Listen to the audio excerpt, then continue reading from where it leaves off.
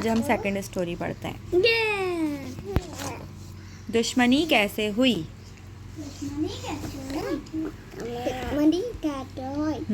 पुराने ज़माने की बात है। जंगल के बादशाह की तरफ से कुत्तों को मुहाफिज दस्ते के तौर पर मुकर्रर किया गया था। इस वजह से पूरे जंगल में कुत्तों की बहुत ही इज्जत की जाती थी कि ये कुत्ते बादशाह के यानी शाही मुहाफिज थे। बादशाह ने मज़ीद ये भी किया कि कुत्तों के लिए एक शाही फरमान जारी कर दिया। जी, इस शाही फरमान में कहा गया था कि चूँकि कुत्ते शाही मुहाफिज हैं, इसलिए इनको ख़ास रियायत दी जाती है, उनको ख़ास अहमियत दी जाए और हर सहूलत दी जाए। बादशाह का ये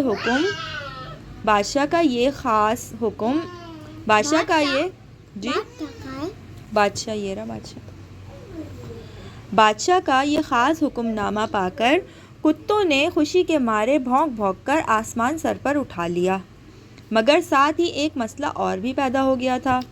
शाही हुक्मनामा कहाँ रखें, ये बात कुत्तों की समझ में नहीं आ रही थी, क्योंकि शाही हुक्मनामा तो कागज़ पर लिखा हुआ था। वो कोई शिकार की हड्डी तो नहीं थी कि इसे ज़मीन खोदकर दबा दिया जाता।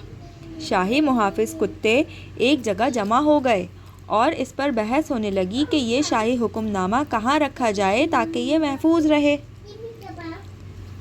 आखिर फैसला हुआ कि शाही हुक्मनामा बिल्लियों के सुपुर्द कर दिया जाए, क्योंकि बिल्लियाँ ऊंचे से ऊंचे दरख्तों पर भी चढ़ जाती हैं। लिहाजा वो इस हुक्मनामे को दरख्तों पर बहुत ऊंची जगह महफूज कर सकती हैं। जी, कौवे, हाँ कौवे तो उड़ सकते हैं ना, बिल्लियाँ तो दरख्तों पे भी चढ़ सकती हैं। हाँ, बिल्लियाँ भी इस पर तैयार हो गईं, मगर ख़ुद उनके साथ ये मुश्किल भी पेश आ गई कि बिल्लियाँ इस शाही फरमान को दरख्तों पर रखती हैं तो तेज़ हवाओं में उड़कर ये हुक्मनामा खुदा जाने कहाँ से कहाँ पहुँच जाए। कौन बोलता है हुक्मनामा? ये जो हुक्मनामा है ना, ये जो दे रहे हैं इसको। ये दूसरी मुश्किल दीमक की भी थी, जो हर जगह पहुँच जाती है और धातों के सिवा हर चीज़ खा जाती है। कागज़ पर लिखा हुआ शाही हुक्मनामा तो चंद दिन में चट कर जाएंगी। चट मतलब पूरा खा जाएंगी। फिर क्या करेंगे? आखिर बिल्लियों ने भी फैसला किया कि शाही हुक्मनामा चूहों के हवाले कर दिया जाए। वो इसे अपने बिलों में महफूज कर सकते हैं, जहाँ ना तेज़ हवाएं आती हैं और ना दीमक जैसी कोई चीज़ वहाँ रह सकती है। शाही हुक्मनामा चूहों के हवाले कर दिया गया। चूहों का बिल बहुत छोटा सा था और शाही हुक्मनामा बड़े कागज़ पर था। हाँ, इसलिए चूहे इसे गोल करके किसी न किसी तरह अपने बिल में ले गए। बिल्लियों ने भी ज़रा इत्मीनान का सांस लिया, मगर मतलब ऐसे किया, मगर अभी एक और मुसीबत उन सबके इंतज़ार में थी। ये हुक्मनामा चूहों के बिल में पहुंच तो गया था, मगर वहाँ जितने चूहे थे उनके इतने ही बहुत सारे बच्चे भी थे। बड़े चूहे ज़रा इधर उधर होते, छोटे छोटे चूहे इस हुक्मनामे के कागज़ को कुतरने लगते। चूहों के ये बच्चे भी बहुत सारे थे और हुक्मनामा तो सिर्फ़ एक कागज़ पर था। चुनाचे कुछ ही दिनों में जब कुत्तों ने बिल्लियों से ये हुक्मनामा वापस मांग लिया, क्योंकि उन्होंने इसके लिए कोई बेहतर और महफूज जगह तलाश कर ही ली थी, तो बिल्लियों ने चूहों से पूछा। बड़े चूहे अपने बिल में गए, मगर ये देखकर उनके हवास जाते रहे कि इनके सारे बच्चों ने मिलकर जी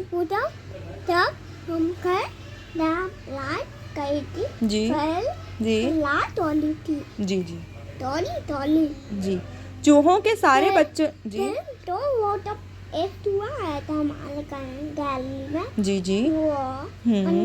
और ताले बच्चे थे। हाँ, चूहों के बहुत सारे बच्चे उनके बिल में होते हैं, तो उनके सारे बच्चों ने मिलकर लेकिन वो एक चूहा होता है, एक चूहा। सारे बच्चों ने मिलकर शाही हुक्मनामा तकरीबन बिल्कुल खा ही लिया है। मुश्किल से कुछ हिस्सा बचा है। पूरा हुक्मनामा कागज़ का जी, ये जो दिए दे रहे ना, ये कागज़ का हुक्मनामा, ये पूरा वो खा गए उनके छोटे छोटे बच्चे। बड़े चूहे सख्त परेशान होकर अपने बिल से बाहर आए और बिल्लियों को बताया कि सारा हुक्मनामा तो हमारे बच्चे खा गए हैं, अब सिर्फ एक ज़रा सा टुकड़ा बचा है। हमारे इतने इतने से बच्चे हैं, इनको मार पीट भी नहीं सकते, फ़ायदा भी कुछ नहीं होगा। चूहों के छोटे छोटे बच्चों को हम मारेंगे तो नहीं। शाही हुक्मनामा तो इनके पेट में पहुंच चुका है। मार पीट से बस ये बच्चे मर सकते हैं, इससे ज़्यादा कुछ नहीं हो सकता।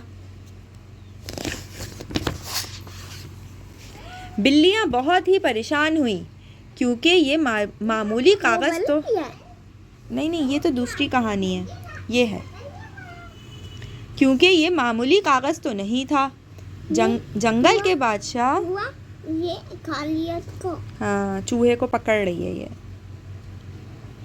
क्योंकि ये मामूली कागज़ तो नहीं था, जंगल के बादशाह का हुक्मनामा यानी शाही फरमान था।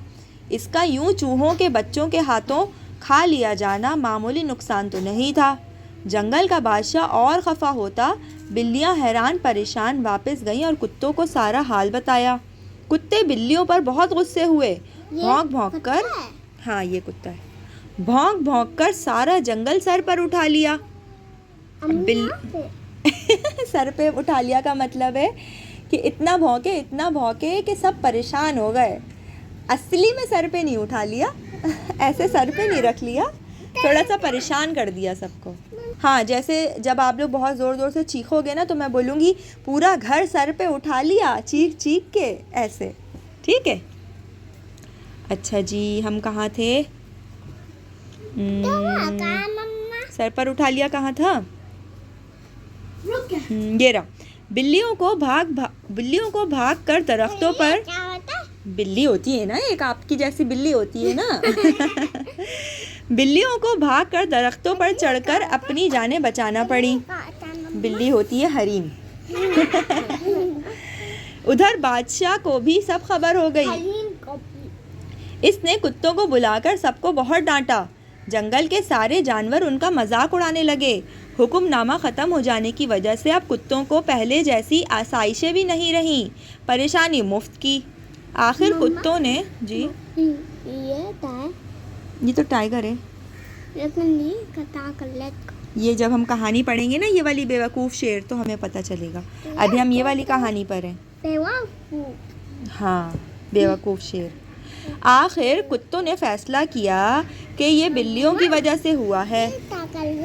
ये डस्टबिन में कुछ ढूंढ रहा है। बिल्लियों ने तय किया कि अपनी जिस चीज़ की हिफाजत कुत्ते खुद नहीं कर सकते, हम बिल्लियाँ क्यों और कैसे करें? ये ढूंढ रहा। हाँ, कुछ कचरे में ढूंढ रहा है। जी, दूसरी तरफ चूहों की बस्ती में अलग शोर। ये मुझे नहीं पता, कोई कचरा है बेटा। चले हम आगे पढ़ सकते हैं? हाँ। अच्छा, दूसरी तरफ चूहों की बस्ती में जी, दूसरी तरफ चूहों की बस्ती में अलग शोर बरपा हो गया कि बिल्लियां अब तो हमको और हमारे सारे बच्चों को खा ही जाएंगी, क्योंकि बिल्लियों ने इतना अहम कागज़ हमारे पास रखवाया था। हमारे बच्चे उसे खा गए हैं। कागज़ को। बस उस दिन से बिल्लियों, कुत्तों और चूहों में से एक दूसरे से दुश्मनी चली आ रही है, जो आप आज भी देख सकते हैं। टीवी नहीं चल सकता क्योंकि लाइट गई हुई है।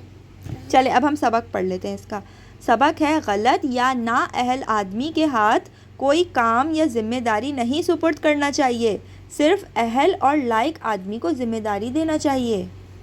चले अब हम क्वेश्चन करते हैं। चले जी, अब हम बताएंगे बादशाह की तरफ से किसको मुहाफिज दस्ते के तौर पर मुकर्रर किया गया था? इंशु आप बताएं। कुत्तों को। सही जवाब। कुत्तों को क्या ख़ास रियायत दी गई थी? ख्याल रखें। ठीक। शाही, अच्छा आप भी बताएंगी? अच्छा बताएं। इधर जी जी।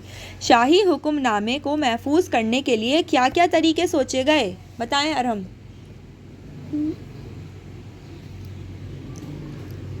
कि उसे हम बिल्लियों को देंगे, चूहों को देंगे, चूहे अपने बिल में रखेंगे। और फिर चूहे के बच्चे खा लेंगे। चूहे के बच्चों ने खा लिया। अच्छा जी, हुक्मनामा दरख्तों पर महफूज क्यों नहीं था? अरहम क्यों महफूज नहीं था दरख्तों पर? क्या बताऊंगी? बताओ। क्योंकि वहाँ पे हवाएं चलती थी और वहाँ पे गिलहरी रहती थी, तो वो कुचल मुचल कर देगी। हाँ। और वो रखे रखे उड़ भी जाएगा। उड़ भी जाएगा और दीमक भी खा सकती है। अच्छा जी, नेक्स्ट क्वेश्चन है। दीमक छोटे छोटे कीड़े होते हैं, वो कागज़ और लकड़ी को खा जाते हैं। मम्मा आप जी। पता है? आपको भी पता है? अच्छा आप बताएं। पता है ना वो।